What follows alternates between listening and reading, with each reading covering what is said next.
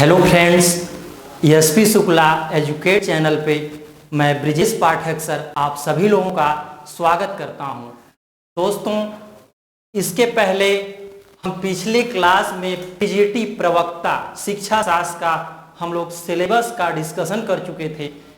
अब इसके बाद हम लोग जो वैदिक कालीन शिक्षा है, आज हम पहला लेक्चर ले रहे हैं शिक्षा शास्त्र का पीजीटी प्रवक्ता का। इसमें पहला है वैदिक कालीन शिक्षा।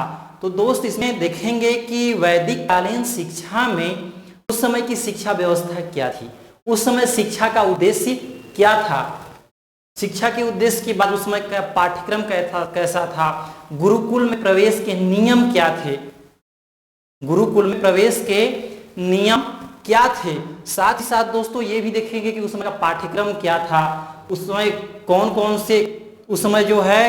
कौन से मतलब कि गुरुकुल का माध्यम क्या था इत्यादि हम जानेंगे।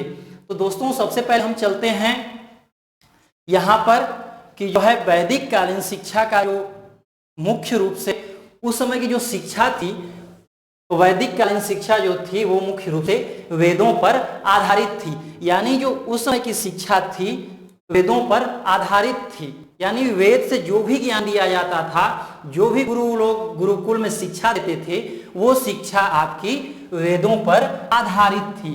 फिर है दोस्त इसमें सेकेंड टॉपिक आपकी कि भारतीय परंपरा के अनुसार वेद ब्रह्मा जी की रचना है। यानी कहने का मतलब जो वेद है वो किसी की रचना नहीं है, ऐसा माना गया है कि जो वेद है वो ब्रह्मा जी की रचना है, वो उनके मुख से मतलब कि निकला है। जो वेद की वाणी है वो ब्रह्मा जी के मुख से निकला है, इसके रचनाकार कोई नहीं है। फिर आपका है कृष्णद्वैपायन वेद व्यास ने वेद के सभी मंत्रों को क्या किया, संकलित किया, एकत्रित किया। इसलिए उन्हें क्या होता है कि कृष्णद्वैपायन वेद व्यास को वेदों का संकलन कर्ता माना जाता है, संपादक माना जाता है। यानी इन्होंने वेद की रचना नहीं की, यानी कृष्णद्वैपायन वेद व्यास को वेद का हम क्या मानते हैं, संकलन कर्ता यानी संपादक कहा जाता है। फिर है नेक्स्ट दोस्त वेद। अब इन्होंने देखा कि जो पहले वेद था वो दो भागों में बटा था, एक है आपका यज्ञ वेद और दूसरा है आपका पुराण वेद, ठीक है।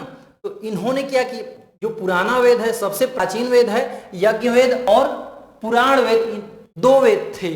जब इन्होंने देखा कि जब लोगों की ग्रहण शक्ति से बाहर हो गया, वेद का ज्ञान लेना लोगों की ग्रहण शक्ति से बाहर हो गया, तब इन्होंने क्या किया कि वेद को चार भागों में बांट दिया।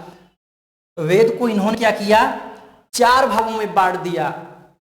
तो पहला आपका है ऋग वेद। तो जो मित्रों जो ऋग वेद है उसमें आपका जो है मंत्रों का उच्चारण किया गया है, मंत्रों का संग्रह किया गया है। इंद्र, मारुत, वरुण और अग्नि की पूजा पाठ करने की विधि का उल्लेख है इस वेद में। फिर आपका सेकंड है सामवेद। तो आपका जो सामवेद है, सामवेद में यह दर्शाया गया है कि जो भी ये संगीत का प्रधान ग्रंथ है, ये संगीत का प्रधान वेद है। जो भी मतलब आपका पूजा पाठ होता है उसमें क्या होता है कि लोग किसी श्लोक को, किसी मंत्र को गाकर पढ़ते हैं। तो जो गाकर पढ़ते हैं इसमें यही है कि किसी मंत्र को आपको गाकर मतलब कि वहां पर कहना है, और इस वेद को संगीत का प्रधान ग्रंथ माना जा रहा है। फिर है दोस्त आपका नेक्स्ट पेज पे है यजुर्वेद। आपका जो यजुर्वेद है, यजुर्वेद को दो भागों में बांटा गया। तो जो यजुर्वेद है ये मुख्य रूप से कर्म कांड पर आधारित है। पहले जो सब कुछ इंक्लूड था वो आपका ऋग्वेद में ही इंक्लूड था, पर इन्होंने देखा कि जब लोग जो मतलब कि पुरोहित थे, जो मतलब पंडित लोग थे, जो विद्वान लोग थे, जब पूजा पाठ कराते थे तो उसमें क्या हुआ कि इनके उसको अलग करना पड़ा, उनके ग्रहण शक्ति से जब बाहर हो गया तब इन्होंने क्या किया कि यजुर्वेद की रचना की और ये मुख्य रूप से कर्म कांड पर आधारित था। फिर क्या हुआ कि इसे दो भागों में बांटा गया, पहला है आपका शुक्ल वेद और सेकंड है आपका कृष्ण वेद। तो जो शुक्ल वेद आपका है इसमें क्या है कि आपका मंत्रों का जो है उच्चारण किया गया है, जितने भी देवी देवता के मंत्र हैं उनको यहाँ पर मतलब कि उसको संकलित किया गया है। फिर आपका सेकंड है कृष्ण वेद। तो कृष्ण वेद में क्या है कि जो यज्ञ करने का विधि विधान है, पूजा पाठ करने का विधि विधान है, कर्म कांड का विधि विधान है, उसका यहाँ पर वर्णन किया गया है। फिर आपका है चौथा वेद है आपका अथर्व वेद। तो दोस्त जो आपका अथर्व वेद है ये सब कहने का मतलब ये तीनों वेद से बिल्कुल अलग है। यानी आपका ऋग्वेद, सामवेद, यजुर्वेद और अथर्ववेद, यानी जो अथर्ववेद है आपका सभी वेदों से बिल्कुल अलग है। इसमें किस चीज को दर्शाया गया है? जादू टोना, जड़ी बूटी, प्राण विद्या, औषधि, सर्पदंश विद्या आदि का वर्णन किया गया। यानी जो आपका अथर्ववेद है इसमें जादू टोना को दर्शाया गया है, प्राण विद्या, जड़ी बूटी, औषधि यानी कौन सी औषधि किस मतलब कि किस रोग में काम देगी, कब काम आएगी, सर्पदंश जैसी विद्या है, किसी को सांप डस लिया या किसी को कोई जहरीला जानवर काट लिया, या कहने का मतलब जो पशु चिकित्सा है उससे भी संबंधित जो है आपका इसी में मतलब दर्शाया गया है, इसी वेद में। यानी जो आपका अथर्ववेद है सभी वेदों से अलग है।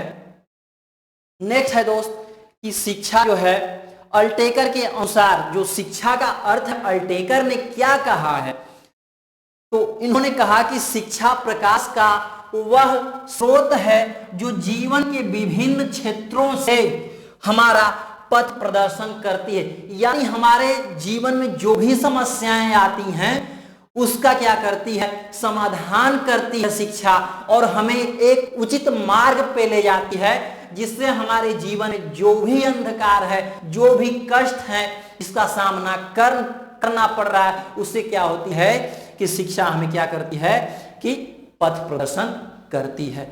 फिर दोस्तों है आपका शिक्षा का धार्मिक उद्देश्य, यानी शिक्षा का धार्मिक उद्देश्य क्या है, तो यहां पर दर्शाया गया है धर्म, अर्थ, काम और मोक्ष की प्राप्ति।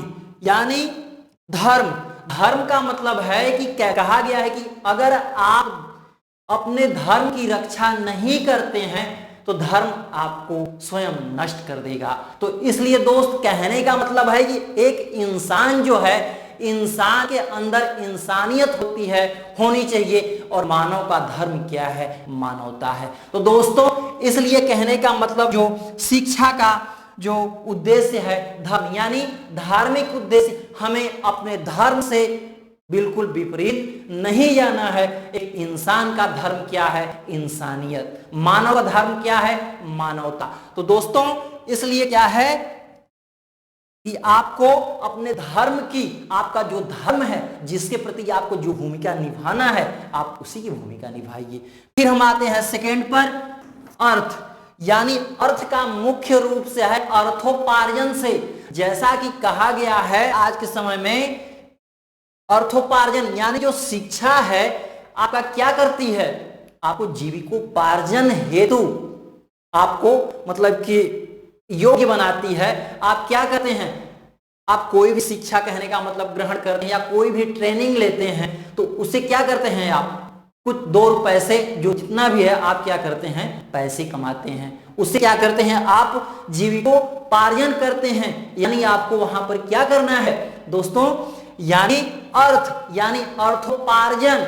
हमारी शिक्षा क्या करती है कि आपको अर्थोपार्जन के लिए कहीं भटकना नहीं है। आप ऐसा कहने का मतलब कि डिग्री लीजिए, आप ऐसा कौशल लीजिए जिससे आपको कहीं कोई परेशानी अर्थोपार्जन से संबंधित, वित्त के संबंधित कोई प्रॉब्लम ना हो। फिर आपका है काम। काम का मतलब है कि आपको हमेशा अच्छे काम में अपने आप को व्यस्त करना है। आपका जो कार्य है वही करिए। ये नहीं कि आप कहने का मतलब आपको कोई और काम करना है, आप किसी और काम पे ध्यान दे रहे हैं। आपको जो आपका अच्छा काम है, अच्छे काम के प्रति समय देना है, आपको बुरे काम पर समय नहीं देना है। कहा गया है ना कि अच्छे कर्म का अच्छा नतीजा होता है। ठीक, फिर आपका क्या है, जैसे काम है, काम का मतलब है कि आपको कहीं चोरी नहीं करना है, उसके बाद ईर्ष्या नहीं करनी है, कहीं बेईमानी नहीं करना है। यानी आपको हमेशा आपका जो कहने का मतलब आपका जो समय है वो अच्छे काम पर, समय का आप सदुपयोग करिए। ठीक ना। फिर क्या है आपका मोक्ष की प्राप्ति, यानी कहने का मतलब शिक्षा का ये भी है कि आपको मतलब कि गलत कार्यों से मोक्ष की प्राप्ति करना है। साथ साथ ये है कि वैदिक कार्य शिक्षा के अनुसार जीवन मरण से छुटकारा भी कहा जाता है। फिर नेक्स्ट है दोस्तों शिक्षा का धार्मिक उद्देश्य, यानी शिक्षा का धार्मिक उद्देश्य क्या है। यहां पर हम इसे समझेंगे कि विद्यार्थियों में क्षमा की भावना का विकास करना। यानी कहने का मतलब, अगर कहने का मतलब कोई शिक्षक अपने विद्यार्थी को डांट दिया, कोई गुरु अपने शिष्य को डांट दिए, तो इसका मतलब ये नहीं है कि टीचर को अपने बाउंड्री लाइन से बाहर चला जाना है। नहीं, एक यदि गुरु हैं तो उनके बातों का यदि चार बात यदि बोल भी देते हैं, डांट भी देते हैं, तो उसे हमें सहना पड़ेगा। अगर शिष्य भी यदि कोई गलती कर जा रहा है तो कहने का मतलब कि गुरु उन्हें क्या कर देते हैं, क्षमा कर देते हैं। तो इसलिए दोनों लोगों के माध्यम से बताया हूं यहां पर। तो विद्यार्थियों में क्या है कि क्षमा की भावना का भी विकास करना है। फिर है दया की भावना, यानी हमेशा हमको मतलब कि दूसरों के प्रति दया की भावना दिखाना है। यानी कहने का मतलब हमें किसी के साथ गलत ढंग से पेश नहीं आना है। फिर आपका है त्याग की भावना का विकास और सहिष्णुता की भावना का विकास, यानी सहानुभूति की भावना का विकास। फिर क्या है आपका परोपकार की भावना का विकास। यानी कहने का मतलब जो वैदिक कालीन शिक्षा का धार्मिक उद्देश्य था वो था आपका विद्यार्थी में यानी शिक्षार्थी में क्षमा, दया, त्याग और सहिष्णुता तथा परोपकार की भावना का विकास करना। जैसा कि कहा गया है कि परहित सरिस धर्म नहीं भाई, अपर पीड़ा सम नहीं फरमाई। तो दोस्तों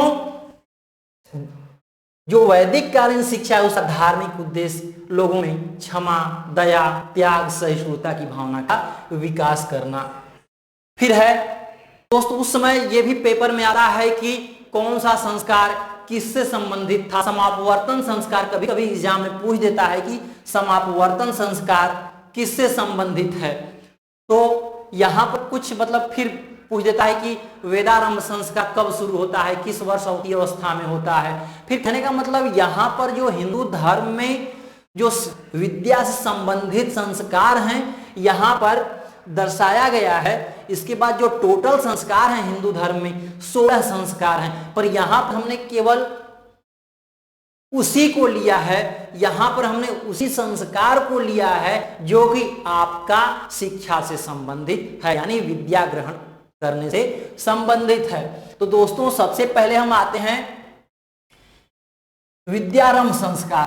तो इसमें क्या होता था कि जब कोई भी बालक जब 5 वर्ष का हो जाता था तो उसे क्या होता था कि घर पे लोग पुरोहित को बुलाते थे। पुरोहित को बुला के उस दिन कुछ कहने का मतलब कोई पुरोहित से, किसी अच्छे विद्वान से, पंडित व्यक्ति से उसका मुहूर्त निकलवाते थे। उस शुभ मुहूर्त में उस बच्चे का विद्यारंभ संस्कार होता था और बच्चे को एक कोई बाल पोथी थी उसे दिया जाता था, फिर एक स्लेट, पेंसिल इत्यादि दिया जाता था और बच्चे से कुछ वहां पर लिखवाया जाता था। यही आपका जो आपका विद्यारंभ संस्कार है, जो विद्यारंभ संस्कार है इसमें मतलब बच्चे को 5 वर्ष की अवस्था में दिया जाता था, यानी 5 वर्ष की अवस्था में शुरू होता था। फिर आपका है सेकेंड है उपनयन संस्कार। दोस्त थोड़ा इसका क्रम ऊपर नीचे हो गया है। तो सेकंड आपका है उपनयन संस्कार।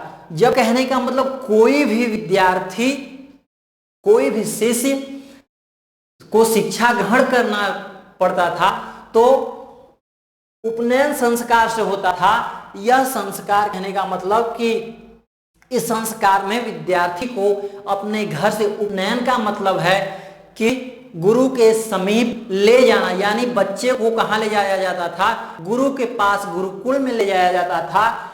और उस समय गुरु क्या करते थे उपनयन संस्कार में कि बच्चे को कहते थे, बच्चा वहां गुरुकुल में प्रवेश करता था, वहां कहते थे बच्चे को स्नान कराया जाता था। उसके बाद उसके घर का जो वस्त्र है उसे, मतलब कि गुरु जो हैं गुरुकुल में अपने घर से, अपने मतलब कि गुरुकुल से एक नया वस्त्र देते थे, उसके बाद एक छाता देते थे, पगड़ी देते थे, सब दे के एक दंड भी देते थे कि कठिन परिस्थिति में आपको परिस्थितियों का सामना करना है। तो उस समय क्या है कि बच्चे को उपनयन संस्कार में गुरुकुल में ले जाया जाता था और गुरुकुल में प्रवेश के लिए गायत्री मंत्र से बच्चे को, विद्यार्थी को प्रवेश दिया जाता था। और जो गुरु हैं उनसे, विद्यार्थी से पूछते थे कि आप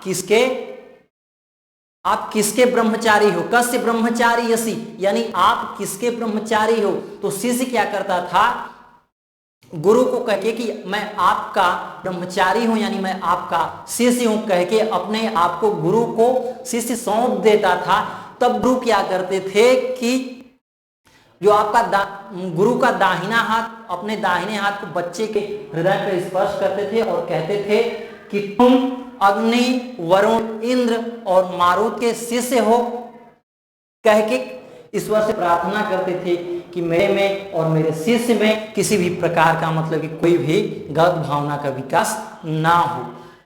फिर दोस्त आता है आपका वेदारंभ संस्कार। तो वेदारंभ जो संस्कार है, इसमें वेद जो लोग, मतलब कि विद्यार्थी जो जाते थे आपका गुरुकुल में, यहाँ पर वेद की शिक्षा दी जाती थी। तो वेद का शिक्षा ग्रहण करने से पहले क्या होता था कि केशांत संस्कार होता था, यानी सबसे पहले मुंडन करवाया जाता था बच्चे का, यानी सिर पर से बाल हटवा दिया जाता था, यानी केशांत संस्कार होता था। फिर कर्णभेदन संस्कार होता था। जो लोग गुरुकुल में पढ़ते थे, कहने का मतलब उनका कर्णभेदन संस्कार होता था।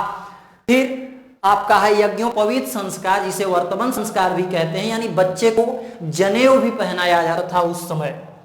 तो आपका ये यज्ञोपवीत संस्कार है। फिर आपका है समापवर्तन संस्कार। तो जो आपका समापवर्तन संस्कार है, समापवर्तन संस्कार में बच्चे को गुरु क्या करते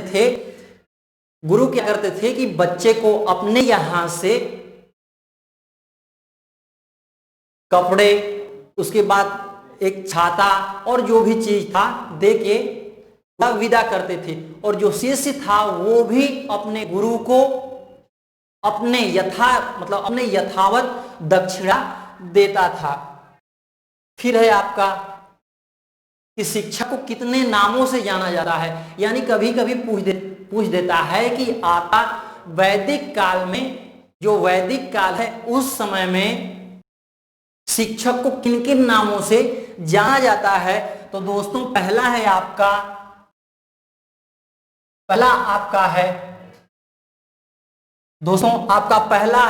धिया वसु,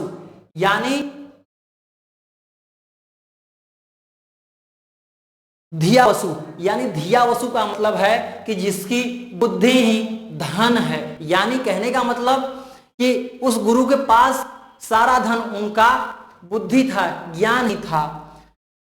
फिर आपका सेकंड है सत्यजन्मा, यानी गुरु को सत्यजन्मा के नाम से भी जाना जाता है। वैदिक काल में गुरु को सत्यजन्मा के नाम से भी जाना जाता है। कहने का मतलब सत्य को जानने वाला, यानी गुरु का मतलब है कि सच्चे मार्ग पर विद्यार्थी का सच्चा पथ प्रदर्शन करें और क्या उन्हें मतलब कि अच्छे मार्ग पे प्रशस्त करें। फिर है आपका विश्ववेदा। विश्ववेदा का मतलब है कि संसार की जानकारी, विश्व की जानकारी रखने वाला, या और साथ साथ सभी वेदों की जानकारी हो, यानी गुरु के पास सभी वेदों की जानकारी हो, यानी चारों वेद, ऋग्वेद, सामवेद, यजुर्वेद और अथर्ववेद और जितने भी पुराण हैं उनका भी ज्ञान होना चाहिए। अब मित्रों आते हैं कि विद्यार्थी को क्या कहा जाता था। तो यहां पर है विद्यार्थी को द्विज, उसके बाद ब्रह्मचारी, गुरुवासी और अंतेवासी के नाम से भी जाना जाता था। कभी कभी एग्जाम पूछ, आपका कई ऑप्शन रहेगा कि वैदिक कालीन शिक्षा में, यानी वैदिक कालीन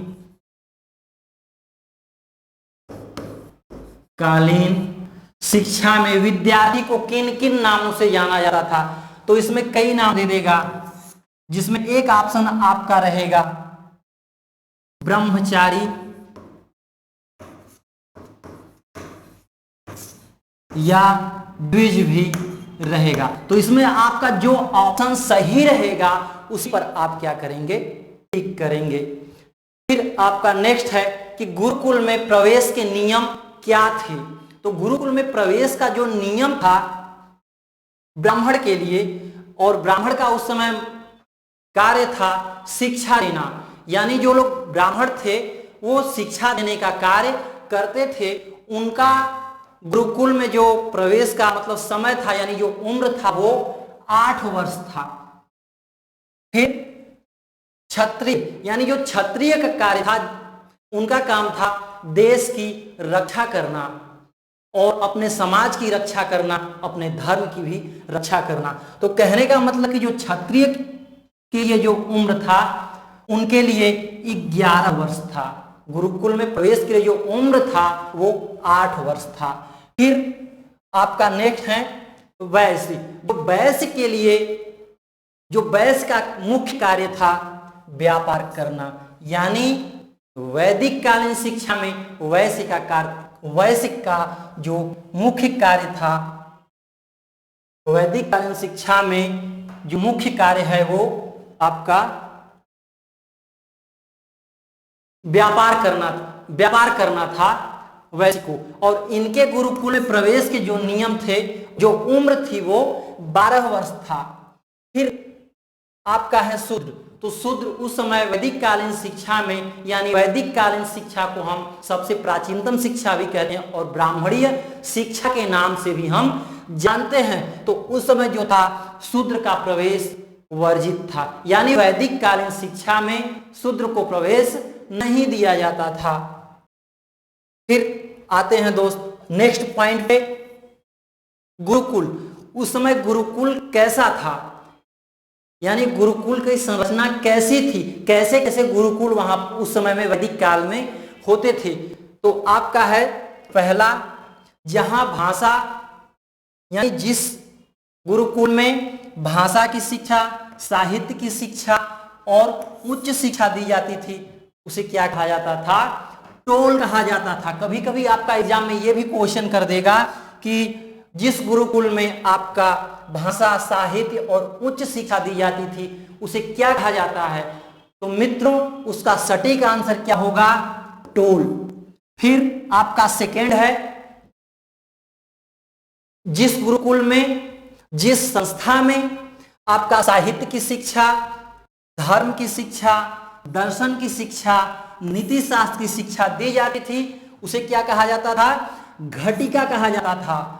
यानी आपका यह भी क्वेश्चन एक बन जाएगा कि उस समय वैदिक कालीन शिक्षा में जो गुरुकुल प्रणाली थी उसमें जहां साहित्य की शिक्षा दी जाती थी, धर्म की शिक्षा दी जाती थी, नीति शास्त्र की शिक्षा दी जाती थी, दर्शन की शिक्षा दी जाती थी, उसे क्या कहा जाता था। तो मित्रों उसका आंसर होगा घटिका। फिर आपका नेक्स्ट है, थर्ड है आपका, किसी वेद के विभिन्न अंगों का, यानी आपको किसी एक वेद का ज्ञान यदि दिया जाता है, अगर आपको किसी एक वेद का ज्ञान दिया जाता है तो एक वेद यहां ज्ञान दिया जाता था, जिस गुरुकुल में दिया जाता था किसी एक वेद का ज्ञान, उसे चरण कहा जाता था। फिर नेक्स्ट है आपका कि जिस गुरुकुल में दर्शन, दर्शन शास्त्र, पुराण, व्याकरण और राजनीति की शिक्षा दी जाती थी, राजनीति शास्त्र की शिक्षा दी जाती थी, उसे क्या कहा जाता था? चतुष्पदी कहा जाता था। यानी चारों जो शास्त्र हैं, दर्शन, पुराण, व्याकरण और राजनीति शास्त्र की जहां मतलब की शिक्षा दी जाती थी, उसे चतुष्पदी कहा जाता था। ठीक। अब दोस्तों आते हैं कि वैदिक कालीन में पाठ्यक्रम क्या क्या था, उस समय के पाठ्यक्रम में क्या क्या इंक्लूड था। तो उस समय का जो दोस्तों पाठ्यक्रम था, दो भागों में था। पहला